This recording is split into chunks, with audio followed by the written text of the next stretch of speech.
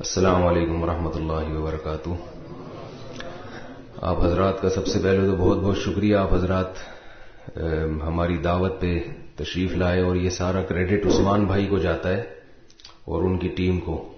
یہ جو دونوں کھڑے ہوئے ہیں نا یہاں پہ، یہ جو عثمان بھائی اور یہ دانیال ولید، تو آپ حضرات نے بڑی ہمت کی ماشاءاللہ. مولویوں کی دعوت پہ آپ لوگ کالج کے ہوتے ہوئے، یونیورسٹی کے ہوتے ہوئے مولویوں کے بلاوے پہ آئے ہیں. یہ قیامت کی علامات میں سے.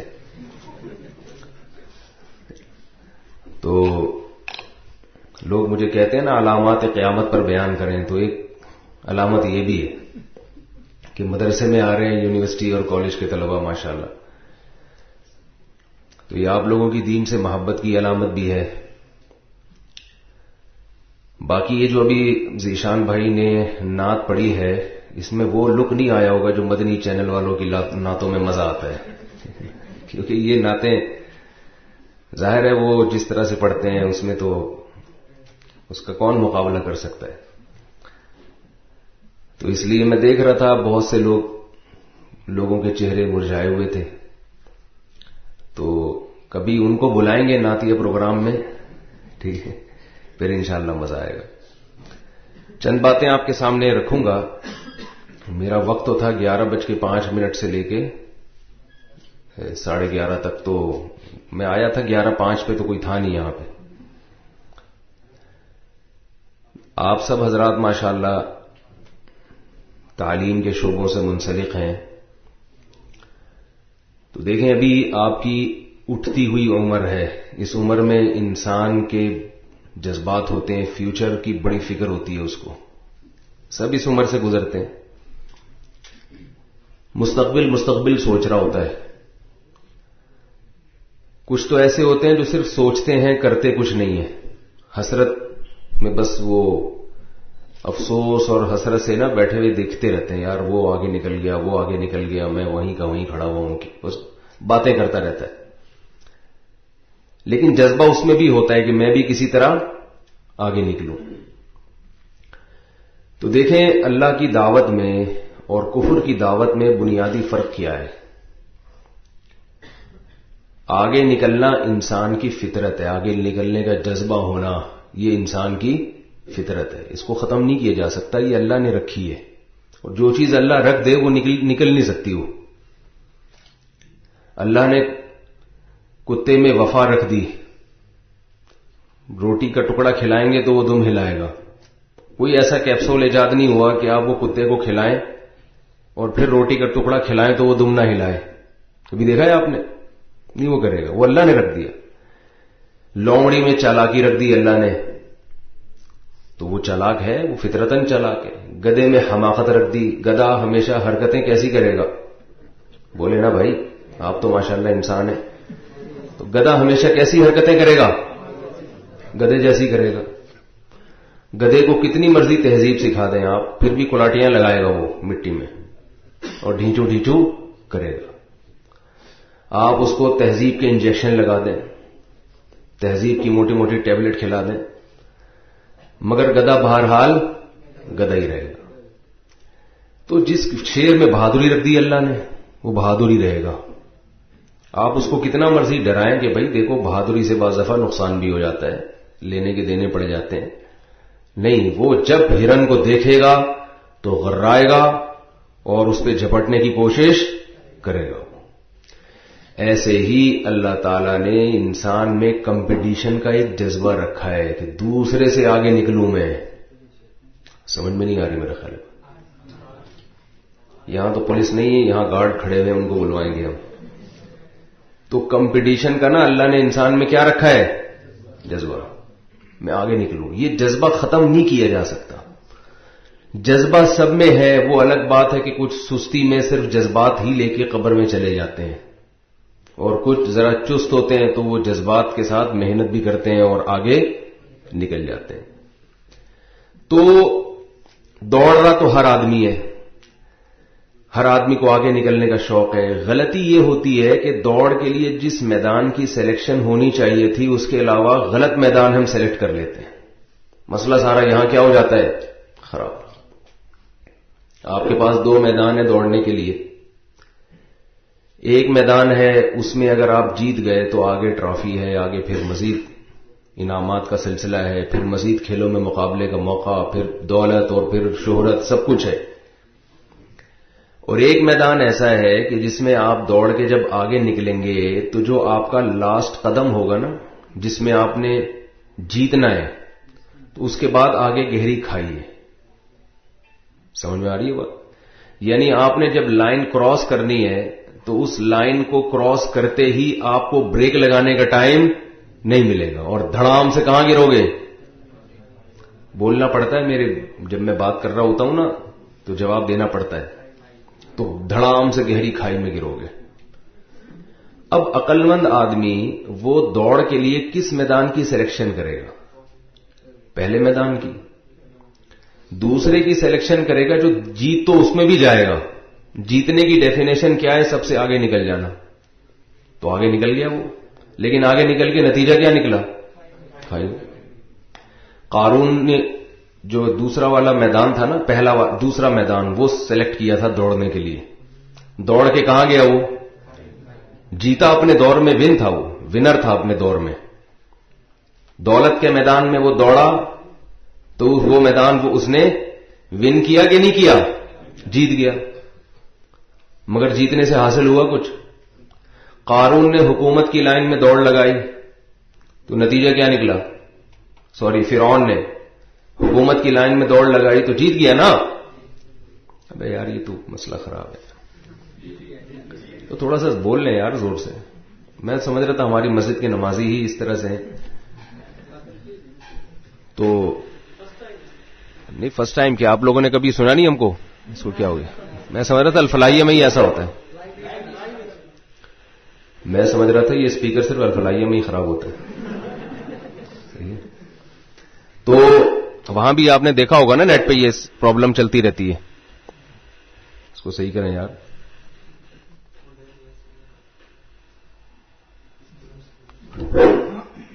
تو فرعون نے جو میدان دوڑنے کے لیے متعین کیا وہ حکومت کا میدان تھا. وہ دوڑ کے بھی کیا اس نے؟ جیتا ضرور مگر جیتنے کا فائدہ نہیں. اتنا کچھ کر کے بھی فائدہ. جیسے میں ایک لطیفہ سناتا ہوں نا, ایک آدمی اپنی بیوی سے بڑا بیزار تھا. اس کو بیوی اچھی نہیں لگتی تھی, خوبصورت نہیں تھی. ایک دن کیا ہوا ہے کہ وہ کبھی بھی اپنی بیوی کی تعریف نہیں کرتا تھا. کہتے یار پتہ نہیں کیا میری قسمت پھوٹی, کیسی بدصورت بیوی ملی مجھے. تو ایک دن کیا ہوا کہ بیوی نے بہت ٹائٹ قسم کا میک اپ کیا, خوبصورت ساڑی پہنی, خوبصورت چوڑیاں بالیاں, بہت لش پش بن کے آئی. شوہر نے اس کو بولا کہ بھائی واہ سبحان اللہ, آج تو کیا خوبصورت ساڑی ہے تمہاری. اس نے کہا جی تھینک یو جی. اس نے کہا کاغذ بھی بڑا خوبصورت لگایا ہوا ہے. اس نے کہا جی بہت شکریہ آپ کا, بڑی خوش ہو رہی تھی. اس نے کہا جی آپ بندے بھی بڑے لش پش قسم کے پہنے ہوئے ہیں. کہتی بہت بہت شکریہ. بڑی خوش ہو رہی ہے اندر نا کہ آج تو شوہر نے تعریفیں شروع کر دی. کہا بیگم یہ پازیب تو سبحان اللہ کیا خوبصورت پازیب ہے. کہہ رہی ہے جی شکریہ. کہہ رہے اچھی پھر بھی نہیں لگ رہی. اچھی ساری اچھی چیزیں پہن کے بھی اچھی نہیں ہے. تو یہ جو دنیا کی جیت ہے نا, اس میں جیتنے کے بعد بھی جو جیتنے کا مقصد ہے وہ حاصل اچھے پھر بھی نہیں لگتے. یعنی اچھے کا مطلب جو جیتنے سے جو مقصد تھا جیت گیا. فرعون جیت گیا اپنے دور میں, قارون جیت گیا. ہمارے ماضی کے آپ حکمرانوں کو دیکھ لیں, جیت گئے تھے سارے اپنے دور میں. کوئی صدر بنا, کوئی وزیر اعظم بنا, کوئی بڑا سیاستدان بنا. نتیجہ کیا نکلا؟ مر گئے. کیا خیال ہے؟ تو اللہ تعالیٰ نے ہمیں ترقی سے منع نہیں کیا. اس میدان میں بھی, دنیا کے میدان میں بھی ہمیں جیتنا ہے, مگر نیت کیا ہونی چاہیے؟ آخرت. تو وہ جو آخرت کا میدان ہے جس کے بارے میں اللہ نے فرمایا وَسَارِعُوا إِلَىٰ مَغْفِرَةٍ مِّن رَّبِّكُمْ وَجَنَّةٍ عَرْضُهَا السَّمَاوَاتُ وَالْأَرْضُ. اس جنت کی طرف دوڑو جس کی چوڑائی زمین اور آسمان سے زیادہ ہے. سلیمان علیہ السلام نے بھی حکومت حاصل کرنے کی کوشش کی, مگر کس مقصد کے لیے؟ اللہ کی رضا کے لیے, تاکہ اللہ کی زمین پہ اللہ کا نظام نافذ کر سکے. تو سلیمان علیہ السلام کو بھی حکومت ملی, اور آپ کی موت بھی اچانک ہوئی, سب کچھ چھن گیا. یعنی جو حکومت تھی وہ رہی تو باقی تو ان کی بھی نہیں رہی نا. اور سلیمان علیہ السلام کی حکومت فرعون سے زیادہ مضبوط تھی, اللہ نے ان کو فرعون سے بھی زیادہ حکومت دے دی. تو وہ اس میدان میں جیت کے حقیقت میں بھی جیت گئے, حقیقت میں بھی جیت گئے. حالانکہ حکومت ان سے بھی چھن گئی, اور ایسے انداز سے چھینی کہ فرعون کو تو پھر بھی مہلت ملی. فرعون کو مہلت ملی ہے کہ کبھی, یعنی اللہ نے دھمکیاں دی اس کو, تو اس سے چھن جائے گی حکومت, کبھی یہ عذاب کبھی وہ عذاب. سلیمان علیہ السلام سے تو حکومت ایسے چھینی ہے کہ بیٹھے ہوئے ہیں, تعمیراتی کام ہو رہا ہے, پتہ ہی نہیں ایک دم موت کا فرشتہ آیا اور بیٹھے بیٹھے روح قبض ہو گئی. سیکنڈوں میں گئی ہے حکومت ہاتھ سے. مگر حکومت جانے کے باوجود کھائی میں نہیں گرے, کیا ہو گئے, کامیاب ہو گئے. تو اگر آپ حضرات دو کام کر لیں تو بہت کچھ آپ لوگ آخرت کے لیے بنا سکتے ہیں, دنیا کے لیے بھی اور آخرت کے لیے بھی. سمجھ رہے کہ نہیں سمجھ رہے؟ تو دو کام آپ حضرات نے کرنے ہیں. اگر وہ آپ سمجھ گئے تو یہاں آنے کا مقصد انشاءاللہ حاصل ہو جائے گا. پہلی بات یہ کہ آخرت کے میدان میں جیتنے کے لیے دنیا کو چھوڑنے کی اجازت نہیں ہے. یہ پہلی بات ہے نہیں, یہ پہلی بات کو سمجھانے کے لیے تمہید ہے. آخرت کا میدان جیتنے کے لیے دنیا کو چھوڑنے کی اجازت, پیچھے سے آواز نہیں آ رہی, نہیں ہے. لا رہبانیت فی الاسلام, اسلام میں رہبانیت, پادری پن, رہبانیت مشکل لفظ ہے, اردو میں سادہ ترجمہ کیا ہو گیا, پادری پن. یہ میری اپنی بنائی ہوئی لغت ہے, پادری بن کے بیٹھ جاؤ, یہ نہیں ہے اسلام میں. صحابہ کرام نے دنیا پر حکومتیں بھی کی ہیں, ان میں انجینئر بھی تھے, ڈاکٹر بھی تھے, جو ان کی اولادوں میں اس وقت تو اسلام پھیل رہا تھا, آہستہ آہستہ پھر علم میں ترقی کی ہے. یہ تو آپ نے میرا بیان ایک سنا ہو اس بارے میں کہ آج جتنی سائنسی ترقی ہے یہ سب مسلمانوں سے ہی لی گئی ہے.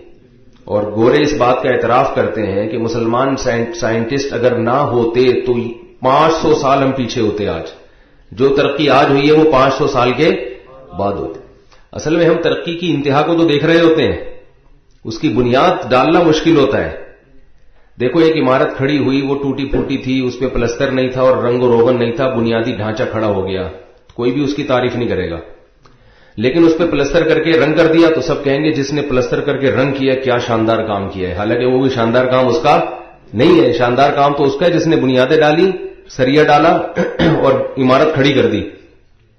اب تو لپائی پتائی کا کام ہے, اب تو پلستر اور رنگ و روغن کا کام ہے. لیکن نظر وہ کام آتا ہے جو آخر میں ہوتا ہے, سمجھ رہے ہیں نا, وہ نظر آتا ہے.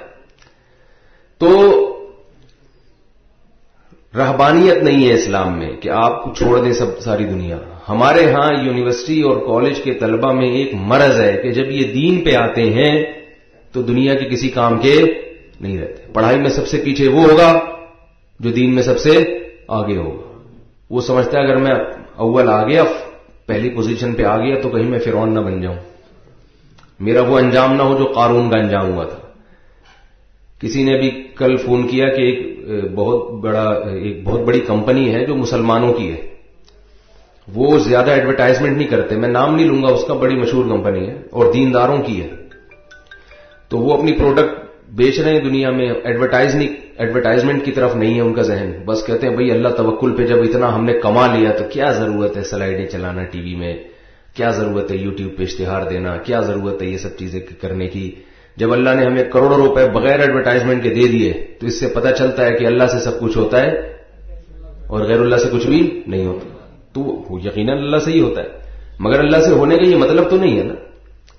تو میں نے ان سے کہا کہ یہ دیندار لوگ ہیں, اگر یہ ایڈورٹائزمنٹ پہ بھی زور لگائیں, ایک پراپر طریقے سے چلیں جیسے دنیا چل رہی ہے, تو ان کا جو کاروبار ہے یہ 10 گنا زیادہ ہوتا.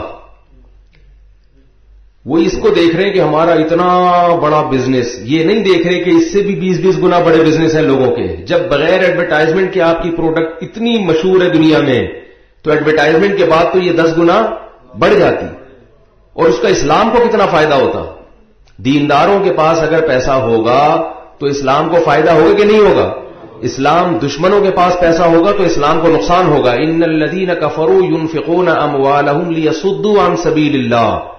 فرمایا جو اسلام دشمن لوگ ہیں وہ مال خرچ کرتے ہیں تاکہ لوگوں کو اللہ کی راہ سے روکیں، اور جو دیندار ہیں وہ مال خرچ کرتے ہیں تاکہ لوگوں کو اللہ کی راہ پہ لائیں.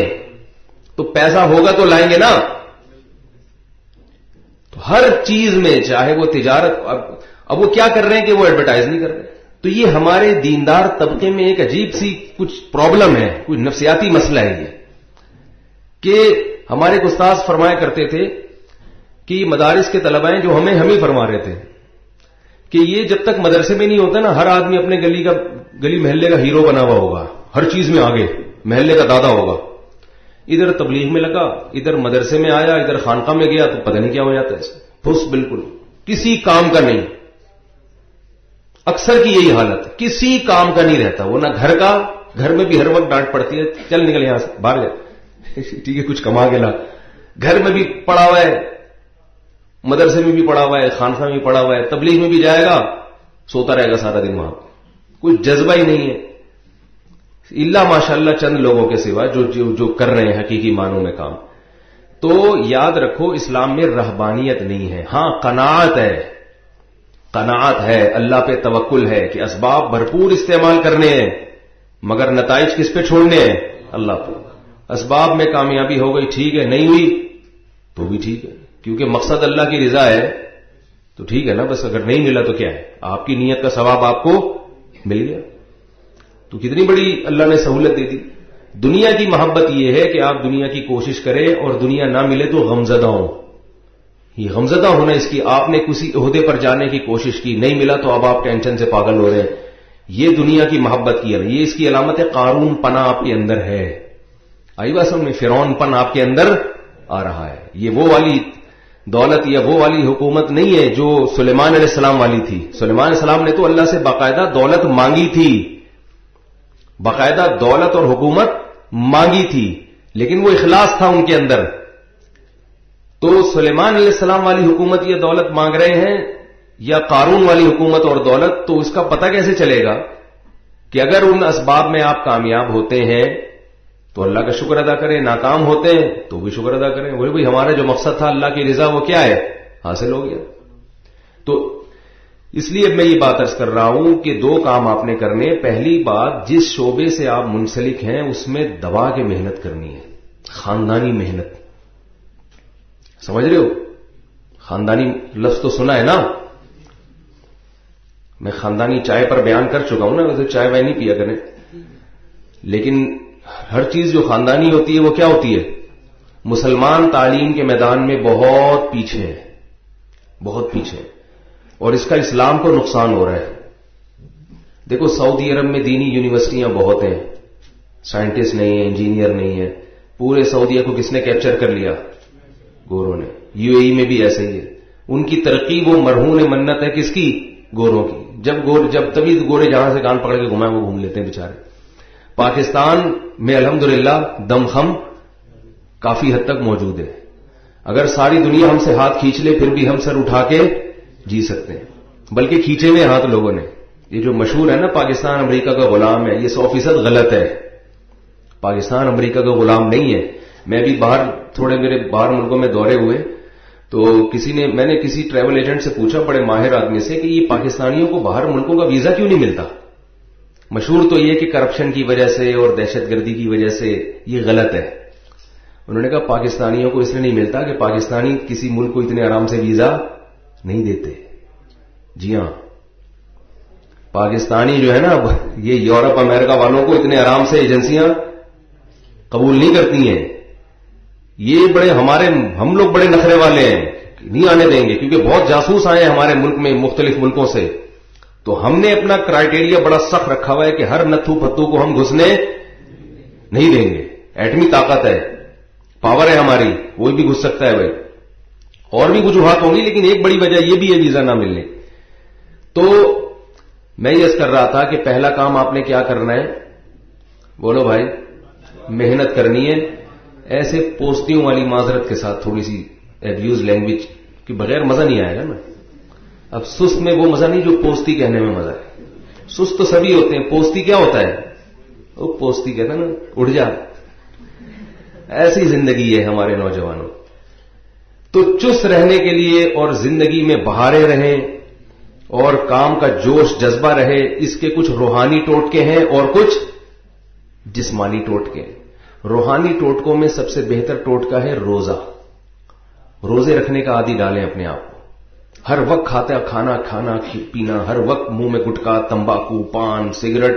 روزے رکھنے والے سگریٹ پینے والا روزہ نہیں رکھ سکتا، چائے بہت زیادہ پینے والا روزہ نہیں رکھ سکتا، ہر وقت شہوتوں کو پورا کرنے والا دنیا میں ترقی نہیں کر سکتا۔ آپ کہیں گے انگریز تو ساری خواہشات پوری کرتے ہیں، انہوں نے کیوں ترقی کر لی؟ وہ اس لیے کر لی کہ وہ اتنا دنیا کی لالچ ہے ان کے دلوں میں، اتنی ہوس ہے کہ وہ ہوس ان کو مجبور کر دیتی ہے۔ اور وہاں بھی سب تھوڑی ترقی کرتے ہیں، وہاں کی اکثری عوام بھی ہمارے جیسے ہی ہوتی ہے۔ وہ تو ان کی حکومتیں بہت اسٹیبل ہیں، تو دنیا میں بہترین سے بہترین دماغوں کو وہ اپنے ملک میں بلا لیتے ہیں، ورنہ عوام کی حالت آپ اگر جا کے دیکھیں نا دنیا میں، تو ہم زیادہ اچھے ہیں ان سے، ہماری صحتیں زیادہ اچھی ہیں۔ وہ تو گورنمنٹ صحتوں کا خیال نہیں کرتی تو ہم مر رہے ہیں، ورنہ ہم لوگ ان سے زیادہ اچھی خوراکیں ہماری۔ آپ کھا کے دیکھیں یہاں کے پھل فروٹ، انار کھائیں آپ، انار آج کل جو آ رہا ہے اپنے خرچے پہ آپ کھائیں انار، ایسا نہ بعد میں مجھ سے پیسے مانگنے آئے کہ آپ نے مشورہ دیا تھا۔ کتنا ذائقہ ہے انار میں بھائی، دنیا میں جاؤ آپ کو یہ ذائقہ نظر نہیں ملے گا۔ کیلے کتنے بڑے بڑے ہوتے ہیں لیکن وہ مزہ نہیں ہے کیلوں میں۔ ہمارے یہاں کا کیلا کیسا زبردست ہے، اکیلا، اور اکیلے کھاتا ہے آدمی۔ پھلوں کی 10 قسمیں۔ تو چست رہنے کے لیے ایک کام کیا کرنا ہے، روزوں کا عادی بناؤ۔ وقتی طور پر روزہ رکھنے سے سستی ہوگی، کام میں دل نہیں لگے گا، یار یہ کیا ہے یار، ایسے پڑے رہو۔ آہستہ آہستہ یوز ٹو ہونا شروع ہو جائیں گے۔ دیکھو سب سے مشکل کام اللہ کی راہ میں جہاد ہے نا۔ کوئی دشمن ملک حملہ کر دے اور آپ لڑ رہے ہو تو جہاد میں تو روزہ رکھنے کی اجازت ہی نہیں ہونی چاہیے، لیکن اللہ کے نبی نے فرمایا جہاد میں ایک دن کا روزہ 1 سال کے روزے کے برابر ہے۔ ترغیب دی، کیوں؟ اس سے آدمی کو روحانی قوت ملتی ہے، نفس کے خلاف مجاہدہ کرنے کی پاور بڑھتی ہے۔ جب آپ میں اپنے آپ سے فائٹ کرنے کی صلاحیت بڑھے گی تو شیطان سے بھی فائٹ کرنے کی صلاحیت بڑھے گی۔ تو شیطان عبادت سے بھی روکتا ہے اور پڑھائی سے بھی روکتا ہے، تعلیم سے بھی روکتا ہے۔ سمجھ میں نہیں آ رہی میرا خیال، کیونکہ شیطان مسلمان کو ترقی کرنے سے روکے گا۔ تو وہ کہے گا اگر یہ سارے دیندار لوگ ڈاکٹر انجینئر بن گئے، سائنٹسٹ بن گئے، آرمی کے بڑے بڑے عہدوں پہ چلے گئے تو اس سے تو بہت بڑی خیر پھیل جائے گی۔ تو شیطان ایک آدمی کو نہیں نمازی بننے دیتا، ملکی سطح پر خیر پھیلے، اس کو شیطان کہاں سے گوارا کرے گا؟ اب شیطان کو بلاؤں کیا یہ باتیں سمجھانے کے لیے؟ خود سمجھائے گا اپنے منہ سے، سمجھ جائے بھائی۔ تو وہ قومی سطح پہ کیسے ترقی کرنے دے گا؟ تو اس لیے روزہ رکھنے سے کیا ہوتا ہے، نماز تو پڑھنی ہے، ایسا نہ نمازیں چھوڑ کے روزے رکھنے، لیکن تھوڑا سا اپنے آپ کو عادی بنائیں۔ شروع میں مشکل ہوگی، پھر انشاءاللہ آہستہ آہستہ عادت پڑ جائے گی۔ دوسرا کام آپ نے کیا کرنا ہے، فجر کی نماز سے پہلے ایکسرسائز کا معمول بنا لیں، جاگنگ کا۔ اس سے آپ دیکھو سارا دن اتنا اچھا گزرے گا، آپ مجھے دعائیں دو گے انشاءاللہ۔ فجر کے بعد نہیں، فجر کے بعد نہیں، فجر سے گرمیوں میں چلیں فجر کے بعد کر لیں، 5 بجے فجر ہو رہی ہوتی ہے، لیکن فجر سے اچھا فجر سے پہلے کیا کرنی ہے، خوب دوڑنا ہے، جاگنگ کرنی ہے ٹائم دیکھ کے، پھر آہستہ آہستہ بڑھانی ہے، تو آپ دیکھو سارا دن انشاءاللہ آپ کا فٹ فاٹ گزرے گا۔ تو یہ کام ہو گیا۔ دوسرا کام آپ نے یہ کرنا ہے کہ جتنی بھی جو تعلیم پہ آپ محنت کر رہے ہیں اس میں اپنی نیت کیا کرنی ہے، اللہ کی رضا، کہ میں قوم کے لیے مفید فرد بن جاؤں، اپنی ذات کو بھی فائدہ ہو، کیا خیال ہے، اور قوم کو بھی فائدہ ہو، اچھے عہدوں پہ پہنچ کے، اچھی پوسٹوں پہ پہنچ کے کوئی اچھا کام اپنے ملک کے لیے، اپنی قوم کے لیے کوئی اچھا کام کر لوں میں، کیا خیال ہے؟ تو یہ نیت درست ہے، اس نیت کے ساتھ تو یہی محنت کیا بن جائے گی، عبادت بن جائے گی۔ سمجھ رہے ہیں بات کو؟ یہ محنت کیا بن جائے گی، عبادت بن جائے گی۔ اور پھر آپ کو پتہ نہیں ہے کہ آپ میں سے ایک ایک شخص سے کس قدر خیریں پھیلیں گی۔ جب اچھی نیت سے کوئی ایک آدمی اوپر جاتا ہے تو بہت بڑی خیر کا ذریعہ بن جاتا ہے وہ، تو یہ آپ کے لیے، آپ کے والدین کے لیے، اساتذہ اکابر کے لیے صدقہ جاریہ ہوگا۔ اللہ تعالیٰ مجھے بھی ان باتوں پہ عمل کی توفیق عطا فرمائے، آپ حضرات کو بھی۔ اب آپ حضرات کی اگلی کوئی ترتیب ہے تو وہ عثمان بھائی کون بتائے گا؟ اب ان کی کیا ترتیب ہے؟ اچھا, ابھی آپ کو انشاءاللہ یہ ڈاکومنٹری دکھائیں گے جامعۃ الرشید کی, یہاں کیا کیا ہو رہا ہے, کیا کیا نہیں ہو رہا, ٹھیک ہے, جو ہونا